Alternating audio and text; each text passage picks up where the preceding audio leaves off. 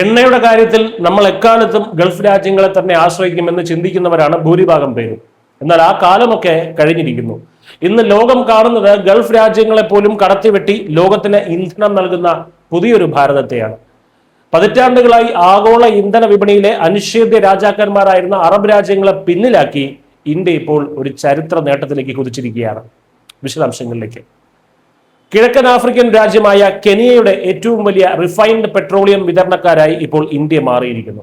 ആഗോള എണ്ണ ഭീമന്മാരായ സൗദി അറേബ്യയും UAEയും അക്ഷരാർത്ഥത്തിൽ തറപറ്റിച്ചാണ് ഇന്ത്യ ഈ നേട്ടം കൈവരിച്ചത്. മുൻപ് സൗദി അരാംകോയും അഡ്നോക്കും പോലുള്ള വമ്പൻ ഗൾഫ് കമ്പനികൾ അടക്കി വാണിരുന്ന വിപണിയാണ് ഇപ്പോൾ ഭാരതം പിടിച്ചെടുത്തിരിക്കുന്നത്. കണക്കുകൾ നോക്കിയാൽ ജൂലൈ മാസത്തിൽ ആഫ്രിക്കയിലേക്കുള്ള ഇന്ത്യയുടെ പെട്രോളിയം കയറ്റുമതിയിൽ 66% വൻ വർധനമാണ് ഉണ്ടായത്. കെനിയയിലേക്കുള്ള വ്യാപാരത്തിൽ മാത്രം 151% കുതിച്ചുചാട്ടമാണ് നമ്മൾ നടത്തിയത്.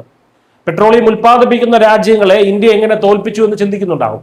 നമ്മൾ അസംസ്കൃത എണ്ണ ഇറക്കുമതി ചെയ്യുകയാണെന്നുണ്ടെങ്കിലും അത് ശുദ്ധീകരിക്കുന്നതിൽ ഭാരതം ഇന്ന് ലോകത്തിലെ ഏറ്റവും വലിയ വൻ ശക്തിയാണ്. ലോകത്തിലെ ഏറ്റവും വലിയ എണ്ണ ശുദ്ധീകരണ കേന്ദ്രം തന്നെ ഗുജറാത്തിലെ ജാംനഗറിലുള്ള റിലയൻസ് റിഫൈനറിയാണ്. എണ്ണ ശുദ്ധീകരണ ശേഷിയിൽ ലോകത്ത് 4ാമതാണ് ഇന്ന് നമ്മുടെ സ്ഥാനം. പശ്ചിമേഷ്യയിൽ വിതരണ ശൃംഖലകൾ തടസ്സപ്പെടുകയും റഷ്യൻ എണ്ണയ്ക്ക് പാശ്ചാത്യ രാജ്യങ്ങൾ വിലക്കേർപ്പെടുത്തുകയും ചെയ്തപ്പോൾ ആ പ്രതിസന്ധിയെ മികച്ച ഒരു അവസരമാക്കി മാറ്റാൻ ഇന്ത്യക്ക് കഴിഞ്ഞു.